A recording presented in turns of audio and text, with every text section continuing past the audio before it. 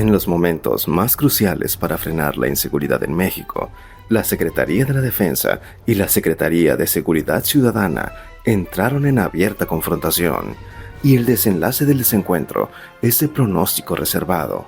La disputa entre los secretarios Ricardo Trevilla y Omar García Harfuch escaló a tal punto que en la reunión de seguridad del viernes pasado en Palacio Nacional, la presidenta Claudia Sheinbaum se vio obligada a mediar para enfriar los ánimos desbordados. El epicentro del conflicto radicó en que, a pesar de que la inquilina de Palacio Nacional prometió desde el primer día de su gobierno que Omar García Harfuch, su hombre de más confianza, concentraría los esfuerzos para coordinar la seguridad nacional, incluyendo el control de los servicios de inteligencia, a 8 meses de iniciado el sexenio, eso no se ha materializado del todo.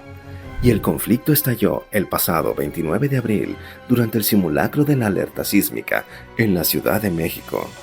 Y en las instalaciones de la Secretaría de Seguridad Ciudadana y de la Guardia Nacional en Avenida Constituyentes, la chispa se encendió cuando elementos de Omar García Harfuch le pidieron a los hombres del general Ricardo Trevilla la entrega de esas oficinas que debió consumarse meses atrás. La orden desde el alto mando militar fue que se desalojaran, pero la sorpresa fue que al momento de ser recibidas por Seguridad Ciudadana, acusaron que estaban desmanteladas. Los militares al frente de la Guardia Nacional se habían llevado las computadoras y todos los equipos de tecnología para operaciones de inteligencia bajo el argumento de que era su información.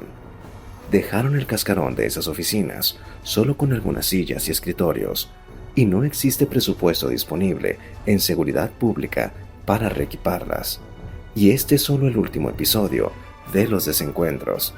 Lejos de operar como una unidad, la Defensa y la Guardia Nacional andan por su lado y Seguridad Ciudadana por otro, aunque quien da los golpes a contrapelo al crimen organizado sean los hombres de García Harfuch. Y el caso está tan tenso que la inquilina de Palacio Nacional se vio obligada a pedir prudencia a ambas partes. Las tensiones crecen todavía más porque los golpes asestados por la Secretaría de Seguridad Ciudadana están ubicando al Centro Nacional de Inteligencia como uno de los epicentros de la incompetencia o de la complicidad con el crimen organizado. Y ese fuego alcanza al general Audomaro Martínez, quien en el sexenio pasado operó la inteligencia nacional que terminó por no ser lo inteligente que exigía el momento. El general tabasqueño, muy cercano al expresidente Andrés Manuel López Obrador, adquirió gran poder a la par del entonces secretario de la Defensa, Luis Crescencio Sandoval. Audomaro Martínez ha sido señalado como uno de los principales operadores en la trama del huachicol fiscal y también en el tráfico de migrantes. Entre sus cercanos colaboradores es vinculado tanto con Sergio Carmona como con Ángel Ramírez Salinas, ambos personajes ligados al huachicol fiscal y que lo visitaban en sus oficinas. El primero, Carmona, ejecutado en una barbería de San Pedro Garza García.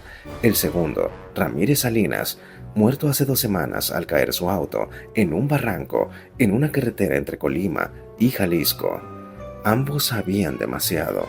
Conforme avanzó el sexenio del presidente López Obrador, fue claro el fortalecimiento de un eje de poder entre la Secretaría de la Defensa y el Centro Nacional de Inteligencia.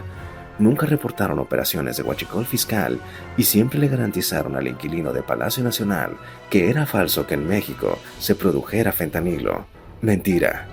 Debió sentarse en la silla presidencial Claudia Sheinbaum para que su secretario de Seguridad Ciudadana actuara y se lograran los primeros decomisos de millones de litros de huachicol fiscal en Baja California y Tamaulipas, así como el desmantelamiento de más de 896 laboratorios de fentanilo en 19 estados. La farsa rodó por su propio peso y puso en evidencia la incompetencia o la complicidad tanto de la Secretaría de la Defensa como del Centro Nacional de Inteligencia.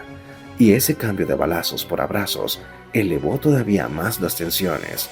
Pero el nerviosismo dentro de las Fuerzas Armadas escaló todavía más cuando el domingo pasado el presidente Donald Trump confirmó a bordo del Air Force One que había presionado a la presidenta Claudia Sheinbaum para que autorizara la entrada de militares estadounidenses a México con la intención de apoyar el combate a los cárteles de la droga. La inquilina de Palacio Nacional rechazó la propuesta de inmediato y dijo que se aceptaba una colaboración, pero ustedes en su territorio, nosotros en el nuestro. El viernes 9 de mayo, luego de la ríspida reunión de seguridad en la que se ventilaron las diferencias entre las Fuerzas Armadas y las aéreas de seguridad e inteligencia, el general Ricardo Trevilla respondió a la propuesta del presidente Donald Trump, afirmando frente a la presidenta Claudia Sheinbaum que las Fuerzas Armadas y la sociedad pueden hacer frente a cualquier amenaza. Si es así, ¿por qué estamos sumidos en la peor ola de violencia en la historia del México moderno?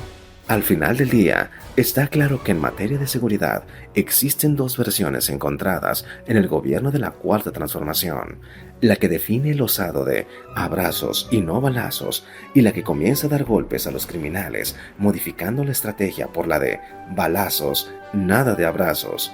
La confrontación está en marcha y creciendo. Por lo pronto, este fin de semana, el gobierno de los Estados Unidos dio un paso firme al retirarle la visa a la gobernadora de Baja California, Marina del Pilar Ávila, y a su esposo, Carlos Torres. Sí, es la mandataria del estado, donde se dio semanas atrás un decomiso millonario de huachicol fiscal en terrenos de un senador de Morena. Un estado que también es paso obligado por el tráfico de fentanilo. Ya conoceremos los motivos.